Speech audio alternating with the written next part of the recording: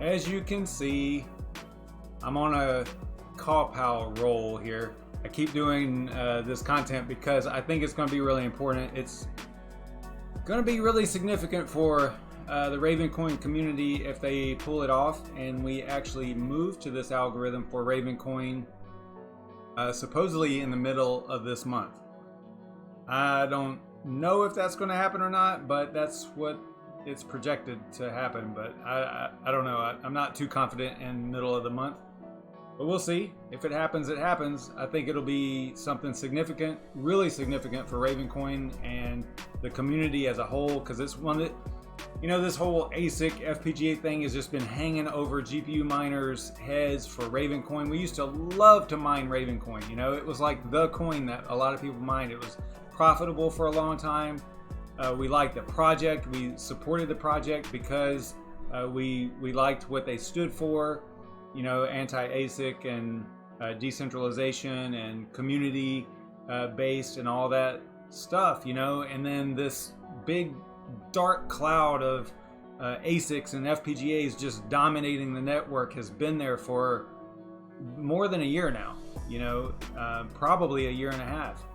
And it's really gotten kind of a little bit of a sour taste in our mouths for Ravencoin on the GPU side. So that's why I think it's important to really dive into this algorithm and find out, you know, how to mine it, what the best settings are and all that stuff.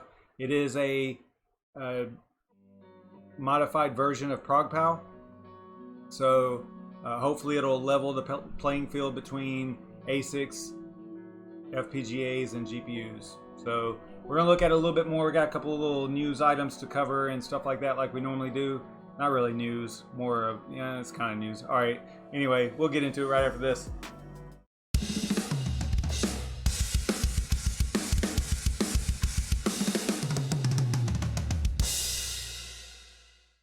All right, so I'm gonna dive right into the chat here and see what's going on over here. Who we got? We got Nemesis, what's up, man? Don Walter, Shuby, what's going on? Dan the Dane, Crypto Mikkel, Jonas P, Mad. Who else we got here? Mark, what's going on, everybody? Robert, what's going on? Thanks for tuning in. I appreciate it. This has been pretty fun. I normally don't have, but you know, 6 or 7 viewers. So I think since everybody's on lockdown, you know, or quarantine in some capacity, it has kind of, we have a captive audience, I guess now. Everybody's like, man, I can't go out and do anything. So, hey, what's up, John? So, you know, everybody's kind of stuck, I guess. At least most people are. Some people are anyway. So it's been kind of funny and seeing the views and the numbers go up a little bit on the channel here. So pretty cool. I appreciate it. All right, so let's look at the COVID-19 real quick.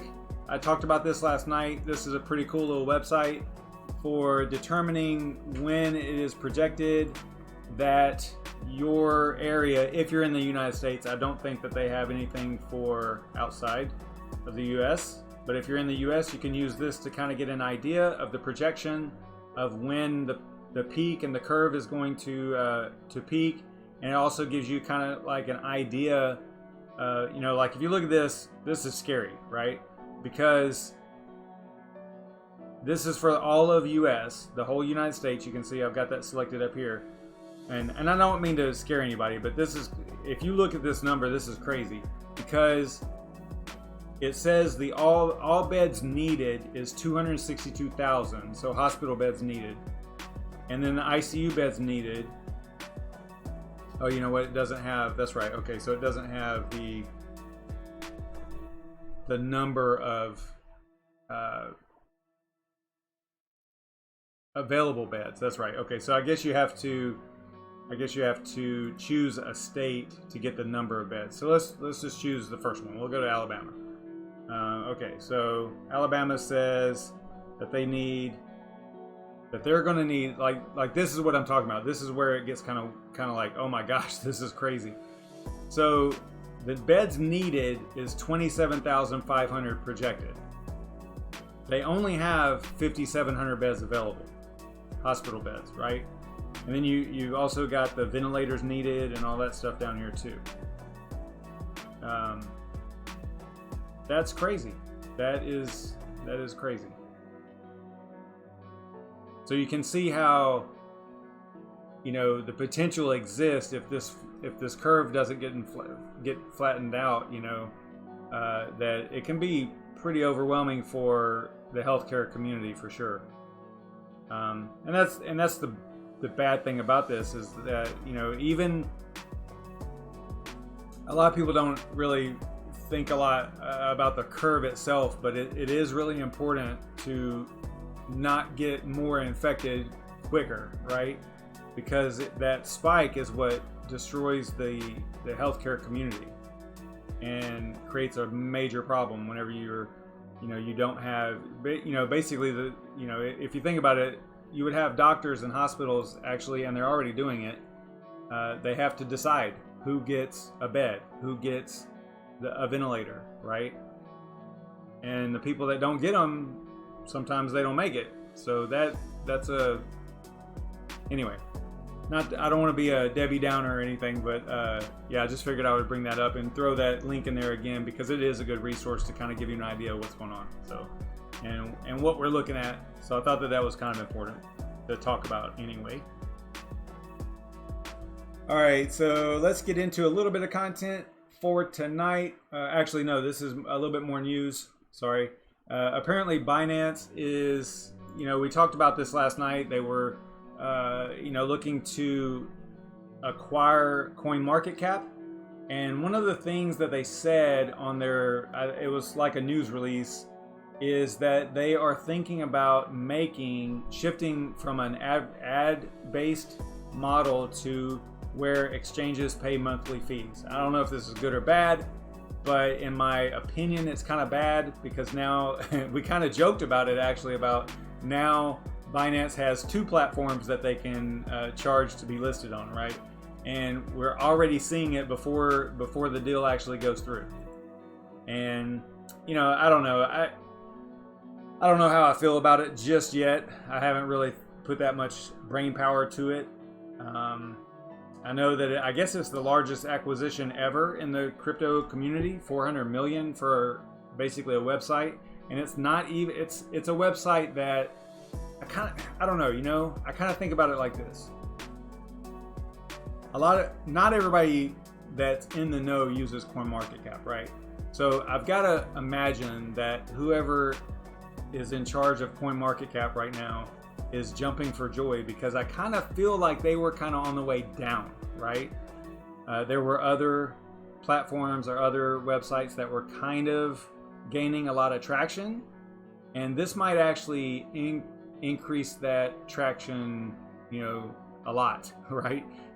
Because, you know, there's a lot of people that don't like Binance, right? So knowing that they own CoinMarketCap might persuade people to move to other websites like CoinGecko or CoinPaprika. You know, there are others, Masari, and there's plenty of them out there. It's just, for whatever reason, CoinMarketCap has always been that one that everybody goes to, and maybe because it was the first of its kind, I guess. You know, that first mover advantage kind of thing. But I kind of think about it like this. It kind of gives me the feeling, you know how, what was that guy's name? I'm going to forget his name. The guy from MySpace. If anybody's been around, I'm kind of dating myself here, but if you were around for MySpace, remember Tom, that was his name. He sold MySpace for something like 60 million, and that was right as Facebook was gaining. I think it was pretty close anyway. I might be messing up the time a little bit, but it seems like MySpace was going down as Facebook was going up. So I kind of look at this kind of the same way. It's like these guys are selling CoinMarketCap for 400 million, and it's probably a good thing, right? Because I kind of see them as going down. I don't know. It's just my opinion. I don't know. You guys probably think I'm crazy or whatever, but I kind of look at it like that for some reason. Let me see what y'all are saying over here.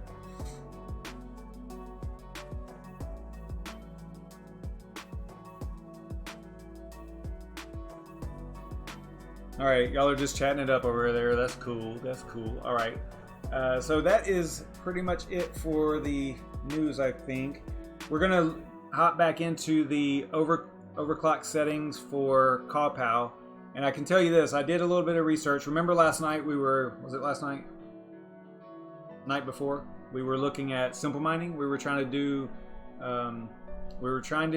do simple mining because they have GMiner 2.04 in there, but I was getting errors in NVRTC library not loading type of error. But I did some testing, and GMiner 2.04 works fine on other coins like Aeon. It has no problem on simple mining.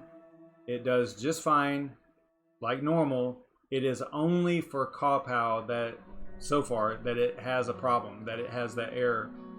And I got on the support for simple mining and talked to Crypto Scum and Ubuntu over there on the chat, and they don't know why it's doing that, but we got to understand that this is like super new, right, as far as KawPoW, and it's on testnet too.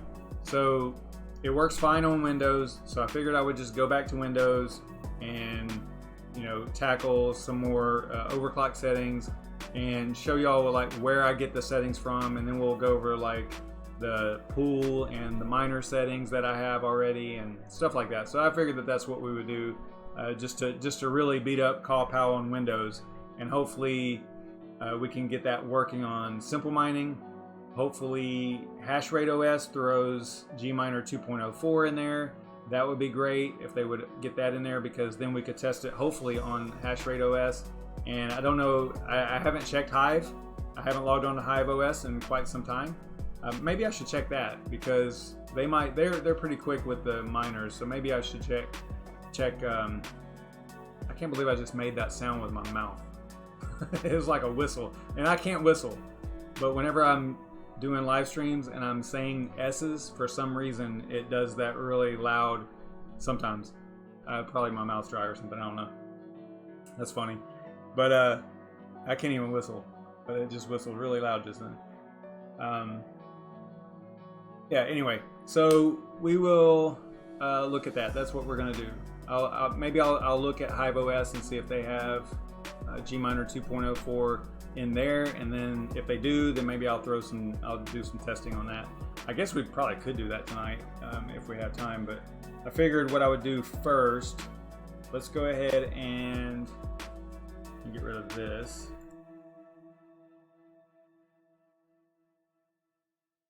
Close some of these windows so we don't get overran here.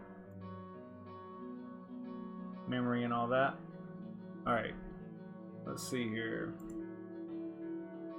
So I am remoted into my rig still, or not still, but tonight. This is the 6 GPU rig that we were messing with last night. I don't know what I'm doing here. Right here, this is the config. Or those are the GPUs that are in it.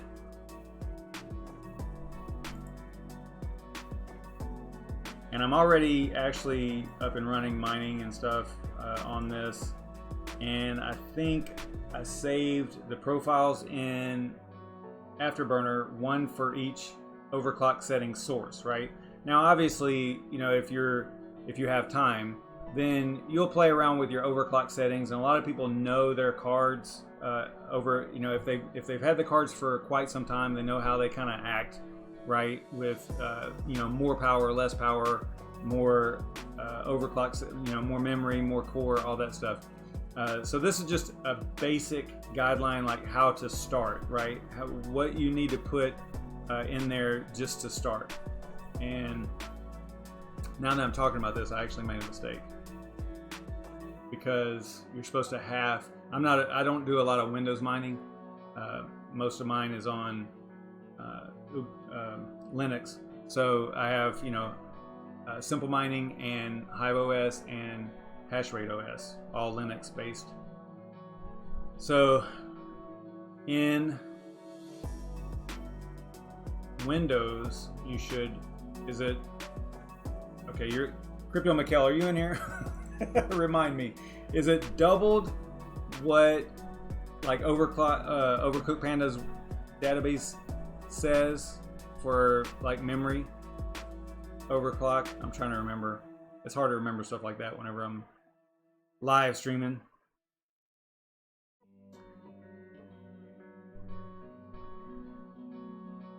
Yeah, I know. I need to. I don't have Fireball. I'm just drinking regular sweet tea, but yeah, I need something to drink, I guess.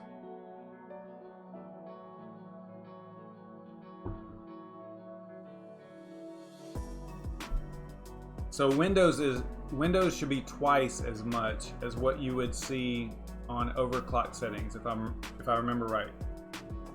No, I'm wrong. So you double the memory on Hive. All right, here we go. Everybody's chiming in now.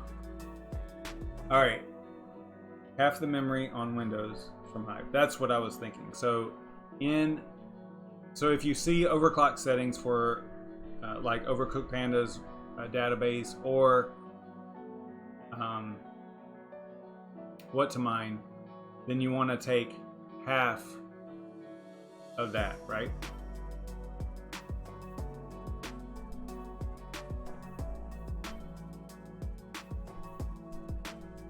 Yeah, Nemesis is in there too. Yeah, thanks, man. Here's the cards, Nemesis down here. And we're doing KawPoW.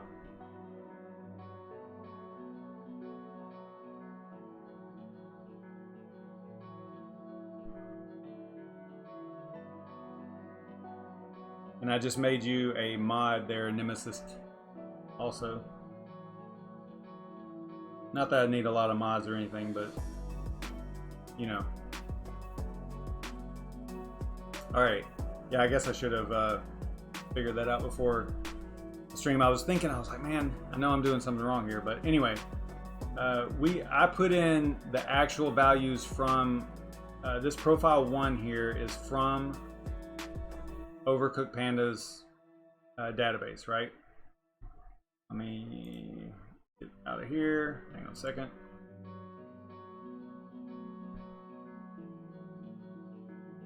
All right. So I'll put this link in there. I think it's in the description already. Yep. And then this is what I am going to here.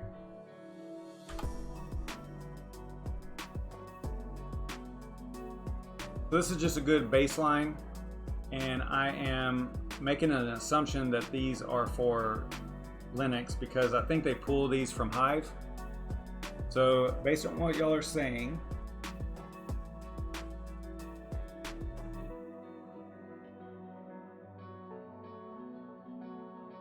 okay, so double the memory on Hive. So you would put, okay, so if you go to what to mine and you look at these overclock settings here, are you saying that that's what I should use on Windows? I think that's what you're saying there, Chancoin.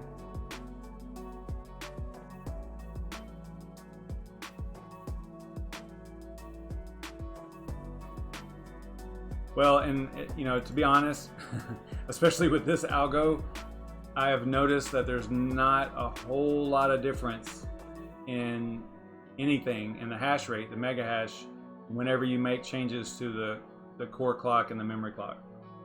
What seems to do the best is the power.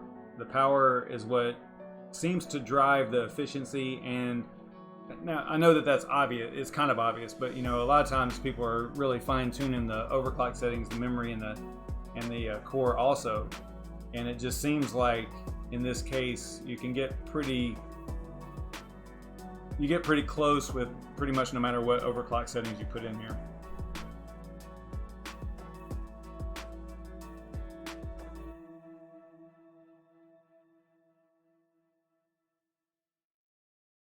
Yeah, like Afterburner percentage is power limit in Afterburner on Windows, that's true. But the core clock and the memory clock are still both pretty straight up numbers.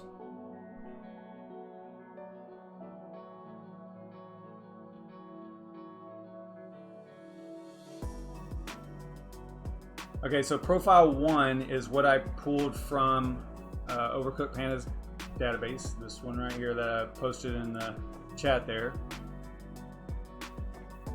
You just select your card, select the algorithm. I chose ProgPoW because they don't have KawPoW in there yet, of course. Should be pretty much the same though, and you can see popularity is based on, I think this is pulled from HiveOS. It's like a database that shows what users are using what settings. So it looks like the popularity is how it's judged, right? So like the more people are using this setting than the second one down here, right? And actually you got to keep an eye on this too, because if you choose 1080, it'll throw 1080 Ti in there also, right? So if you are in fact only using 1080s like me, then just keep that in mind. Even though you're searching specifically for 1080, it'll throw the Ti in there also. Yeah, so this is definitely from Overcooked Pandas. So you can see the different GPUs. You got 1080. Okay, so wait a minute, something's not right, because that would not be. Oh, you know what? This might work like this. I might have to choose. Let me see here. That's Overcooked Panda. I must not save this one here, because that should be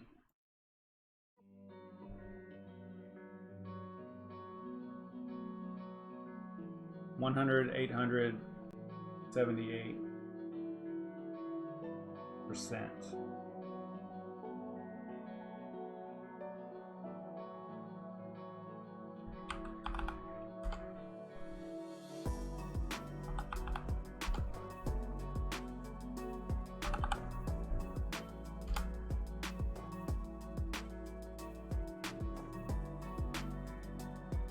Maybe I didn't save that last time whenever I was making that change. All right, I think that should be good there.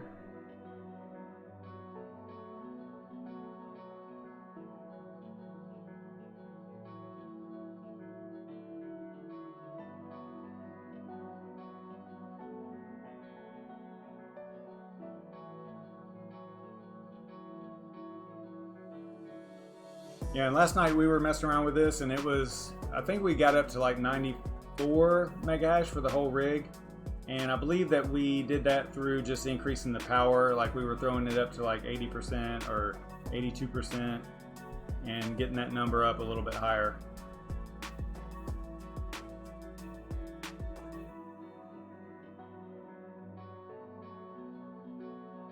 So we can just do, you can see what I was doing here. So these settings up here are, these three are for Overcooked Panda's database, and then these down here are for what to mine. You can see the difference in the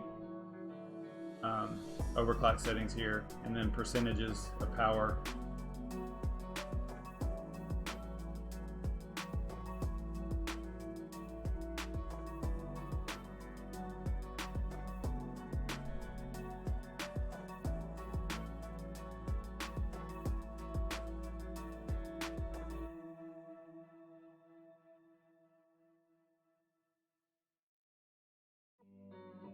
I'm going to bring up the miner settings again.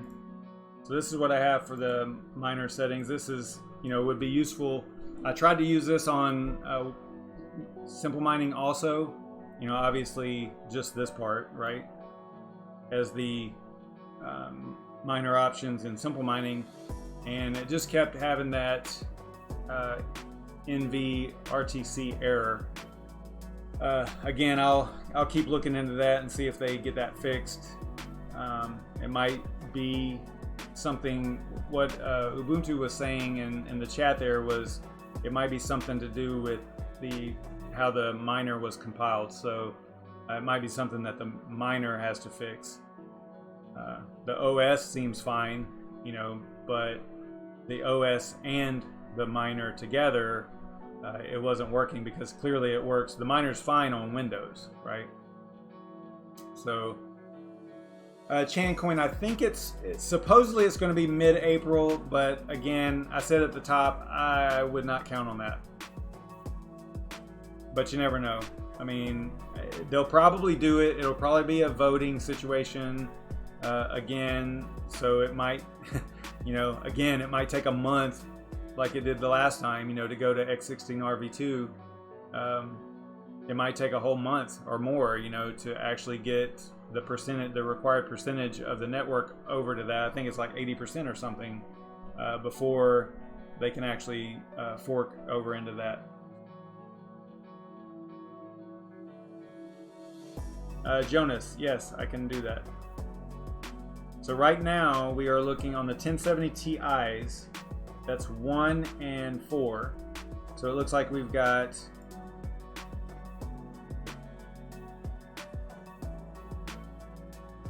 $140 on both. So what I can do is, let me drop down. That's at 78%. So I'll do what I do on like the 1660. I'll go all the way down to 65%. But what's also important right here is the efficiency. So we're at 114. So remember that 114 kilohash per watt.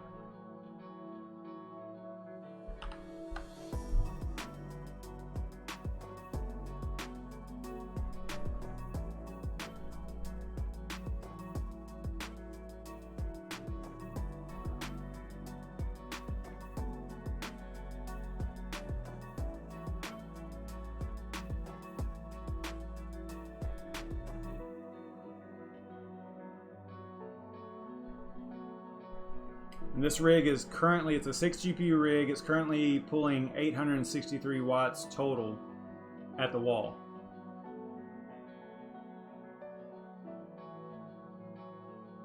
This is showing 726, but it's 869 at the wall right now. All right, so it looks like that pulling that power down did get us an increase in efficiency, right? Wow, a pretty good increase too, because we're down to 120, right? So this is where you kind of struggle with, okay, you know, do you give it more power, or do you just sacrifice the mega hash, right? Because I think we were at what, 14? What were we at here? On the TIs, we were at 16. So now we're down to 14. Is that right? But the efficiency went pretty far up. So that was good. You know, that's a good move because your efficiency went higher. So you could probably do a very similar thing to all the GPUs, all you know, the 1070s and the 1080s.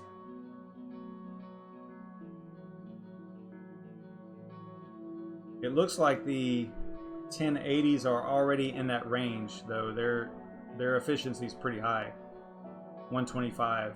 And this is kind of funny to say that the efficiency is high because, man, those 1660 supers, I was getting like 144 kilohash per watt with those. Those things are just sick.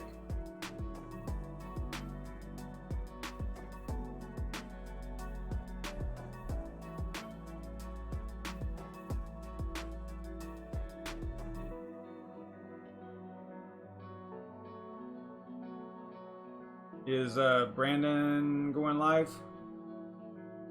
Let me know.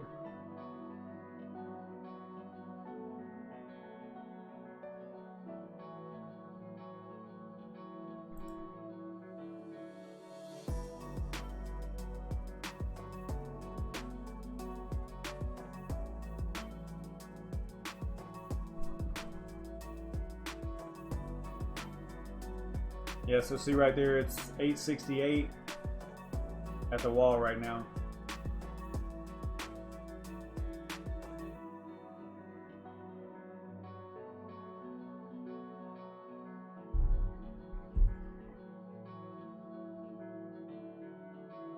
All right, let's go check. I'm getting conflicting information here. Let's go check and see if Brandon Coin is live. It looks like he is. He's talking about what I was talking about earlier. Yeah, cool. So let's go over there and check that out. Let me know if you have any questions. Let me know what y'all are thinking about KawPoW, and I'll do a little bit more research and try to figure out when it's supposed to happen, if it's going to happen at all. Again, it's kind of a community thing, so you know they don't always.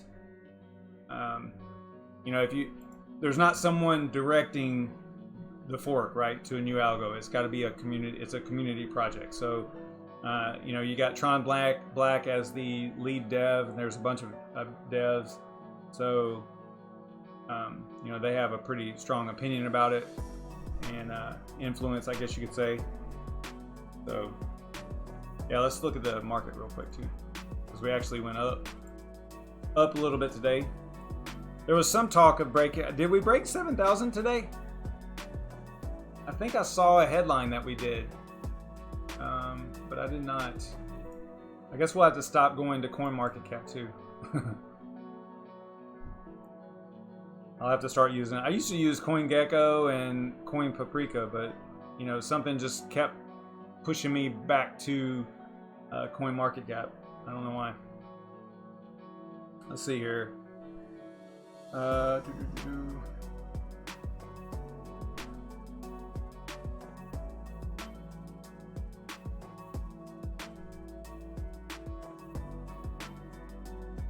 Yeah, so we were up to 7,077. Ooh, a bunch of sevens. Nice. That's cool. That's cool.